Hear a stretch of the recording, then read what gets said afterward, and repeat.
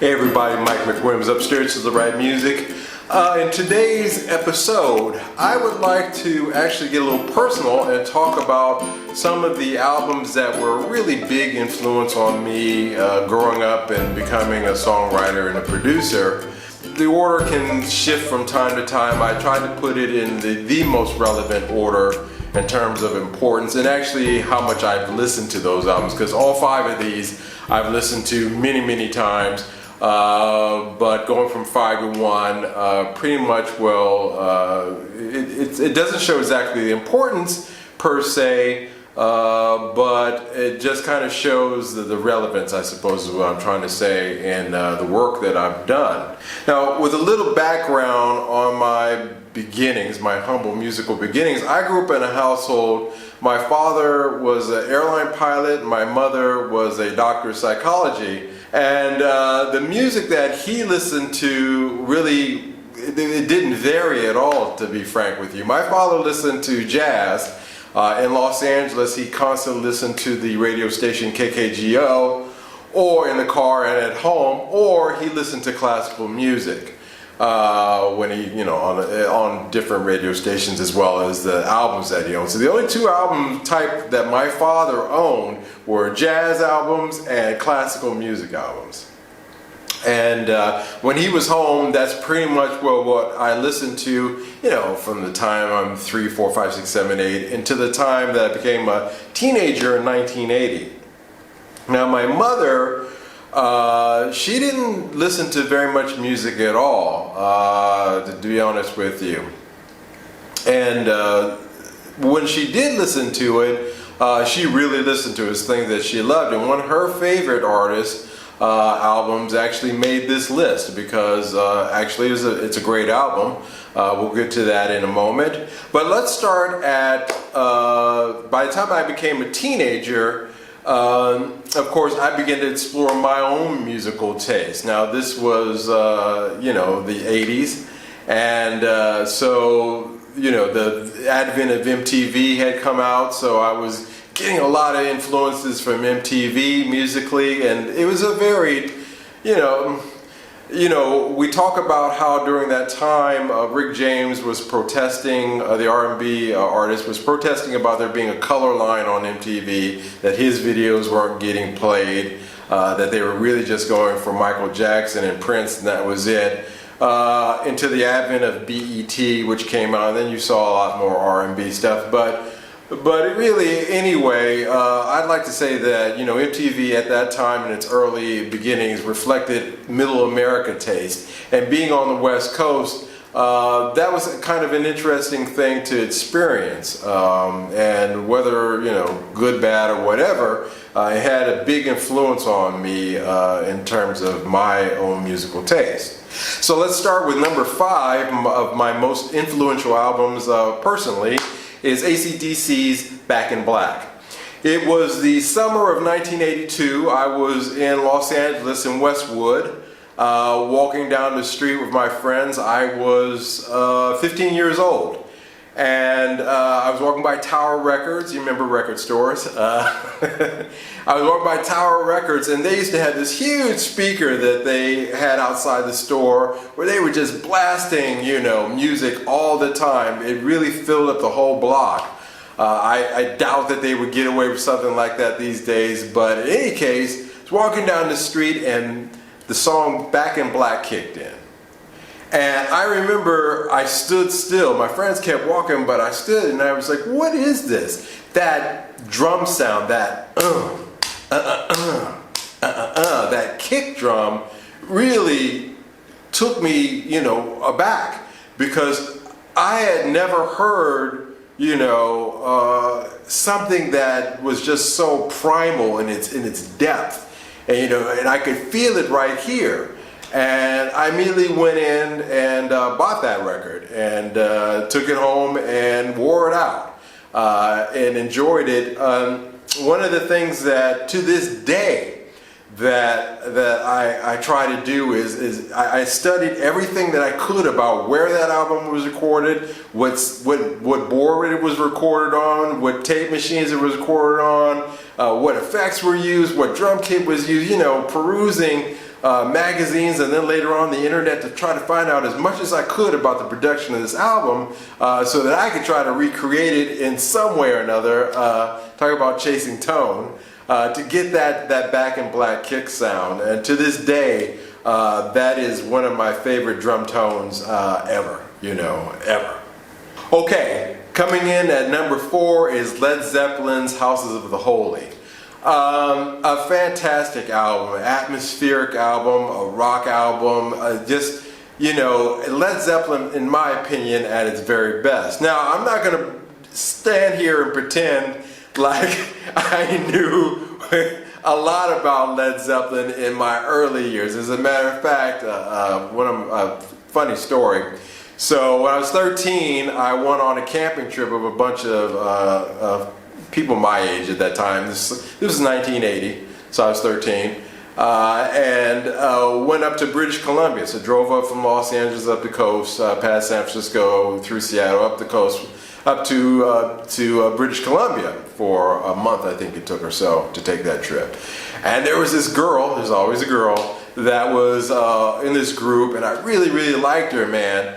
And one day we were just talking, I was like, oh, this is my big chance, I'm gonna, just spit my game and my non-existent game. And she said to me, oh, what do you like music? I said, yeah, I play a little bit, I'm trying to learn how to play bass guitar and whatnot. She says, do you like Led Zeppelin? Now, I had never heard of I know you guys are going to say, how could you have not heard of Led Zeppelin? Again, in my household, it was jazz and classical music. And on the school bus going to school, elementary school and junior high school, it was R&B, for the most part. So I really didn't hear Led Zeppelin, and MTV hadn't come out yet. So I was trying to pretend like I knew who they were. I was like, yeah, Led Zeppelin, yeah, he's pretty cool. She kind of looked at me like, yeah, Led, yeah, I like that guy, he's pretty cool. So, but of course, when MTV did hit, and the Page Plant Project and all that started coming up, and I started to give myself an education in Led Zeppelin through all their albums, and Houses of the Holy, I have to say, taught me a lot about rock production. That's my takeaway in terms of personal growth from listening to that album. Jimmy Page is a phenomenal producer. Everybody always talks about him as, being a fantastic guitarist, which he is, obviously. But as a producer, he really excels. And that's because, he grew up in the studio system in the UK. So he picked up a thing or two. And just sonically and and a little bit of arrangement too, but just understanding where things fit in a rock arrangement is really the hallmark of that album for me personally. Okay, coming in at number 3 is my mom's album that she played this thing all the time, and I appreciated it because it was a hybrid album between the jazz that my father listened to and a little bit of a modern, pop arrangements. And that's Chuck Mangioni's Land of Make-Believe. A lot of you probably haven't heard of this album. You really should check it out. I'm sure it's available on YouTube. It is a fantastic album. Chuck Mangioni is the famous flugelhorn player. He, with a Philharmonic Orchestra, recorded this live. Beautiful arrangements. This album taught me about arrangement. It's particularly string arrangements, which actually I've had to use in some of the TV commercials and pop music that I've written. The importance of developing where you're at, where you are, where you're at, and where you're going is what I say. In other words, an orchestration builds. It builds. It gets to a middle point. that has a lot of excitement, then a big excitement, and then it comes apart of that. Think of John Williams' Star Wars music, the Darth Vader March, for example, the Imperial March, that has that kind of progression in it too. So really, and just beautiful melodies too. Lullaby for Carol Ann, you know, beautiful song. The title track, Land of Make Believe, just wonderful arrangements. And my mom really loved this album. She played it a lot. And it has a special place in my heart because it's one of the few albums that I can say that she actually played, but it was a big, you know, part of my musical development. So that's definitely one of the reasons why it made the list. Okay, coming in at number 2, probably not surprising to a lot of people, is a Prince album. It is Prince's 1999 album. Now, I was introduced to Prince, when he came out with his Dirty Mind album. I remember they were playing on ABC back in the day when there was no cable. It was 3 networks. I know most of you guys can't, younger guys can't relate to that, but TV really was local TV, and then the 3 major networks, that's all there was. And there was a late night video show. I can't remember what it's called. I'll have to look that up and maybe I can put it somewhere as a note.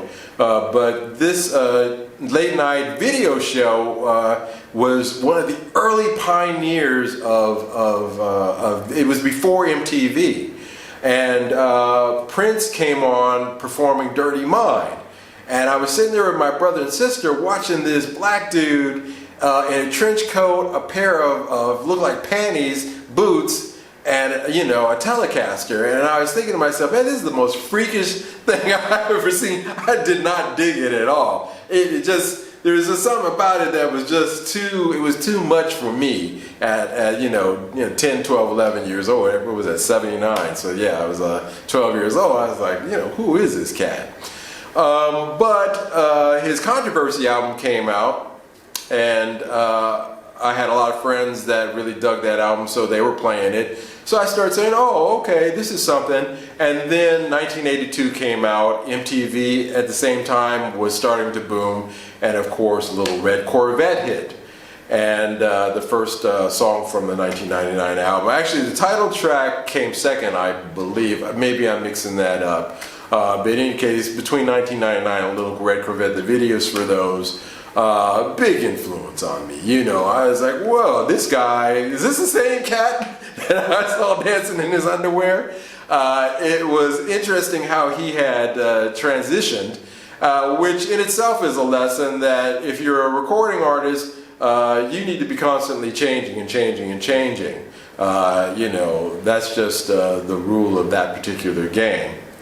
Also musically, it was far more advanced than anything that I had heard from anybody at that time. It took a lot of people by storm, certainly me.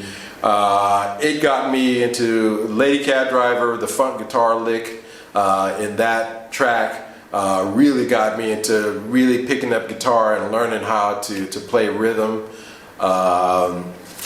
Lyrically, the brilliance, of a lot of the lyrics on that album. The understanding of drum machines and how they worked, because it was getting me away, because up to that point, we played drums, in my neighborhood. We didn't really do sports a lot. Some guys did, but cats like me, we were in the garage doing the garage band thing, and I would start out on the drums, my friend would be on guitar, another friend would be on bass, and then we'd switch and kind of do musical chairs. But the drum machine, the advent of the Linn 9000 drum machine, and me being a teenager, of course, I'm hearing some of the rap stuff that's coming from the East Coast as well, but I never really liked rap, I still don't. Not my cup of tea, but in any case, some of that was resonating with me as well. So the earlier stages of my home production started with that album and getting a drum machine. Can't remember what drum machine I got. I do believe it was gosh, I can't remember what it was. It wasn't my MPC because I hadn't got my MPC 60 yet. That would come later, and that was my main production tool because you could record tracks with it, MIDI tracks with it. You could do drum loops. You could actually do some sampling, vocal samples, stuff like that. That was maybe a year or two later. But anyway, a very influential album for me in terms of production all the way around. And the setting in my mind that I'm going to be like Prince. I'm going to write all my songs. I'm going to play all the instruments. I'm going to do all the production work. I'm going to do all the arrangements. I'm going to write all the lyrics. And every song is going to be different. I'm not going to write the same thing twice. And to this day, that's how I've stuck. That's how I roll. Not to brag, but that's just the fact of the matter is that I stuck to that. And you know, I'm quite pleased that Prince put that concept in my mind, and I pray his soul rest in peace. I still miss that brother. Anyway, let's move on. Surprising enough, a lot of people are really going to be surprised by this, that my #1 most influential album is Joni Mitchell's Court and Spark. For a lot of reasons. She taught me to be a lyricist, more so than Prince or anybody else. I learned how to be a lyricist from her because, you know, I'm hard pressed to think of somebody who writes in the style that she does. You know, it's a style that I adopted for myself. If you listen to a lot of my lyrics, you know, if you peel that onion a little bit, you will find Joni Mitchell in there. One of the big aspects of that album was the guitar playing by Larry Carlton. His work, especially on Help Me and a few other tracks on that album, just the beauty of his jazz chords. Now, of course, I grew up in a jazz household, so I recognized them for what they were, but in a pop arrangement. So being able to take jazz and mix it in with pop and you know, that concept of pulling from different genres in order to create a sonic picture that was unique in itself is one of the reasons why I love that album, because Joni was pulling from folk, she was pulling from jazz, she was pulling from pop, she was pulling from everything to create one of, you know, the most beautiful recorded albums that I can think of in terms of its genre. Just a beautiful, gorgeous album that to this day I listen to all the way through. It's one of those I put it on and I listen to it, or I've heard it, you know, thousands of times. I can sing the lyrics. I can tell you a little bit about stories behind some of the songs that I did some research trying to see where she was coming from. So yeah, my most influential album, yeah, lyric-wise, pulling from different genres in order to create a sonic whole. The playing of a lot of the you know, musicians on them, Wynton Felder, the LA Wrecking Crew, those guys that she pulled in to record that album. The production of it, the fact that she sat there and she was a, you know, Larry Carlton says of Joni Mitchell that she's a fantastic editor. And if you do music production, you understand what that means, because when I'm recording, I throw everything in the kitchen sink in a song, and actually I start taking things out. It's very rare that I think that I'm putting things in, because I have a problem of doing too much and having to edit that out or cut that part, or nowadays you can cut something and move it and put it somewhere else. So I understand the concept of being an editor from Joni Mitchell. That's one of the also big takeaways that I take from her. I love her dearly.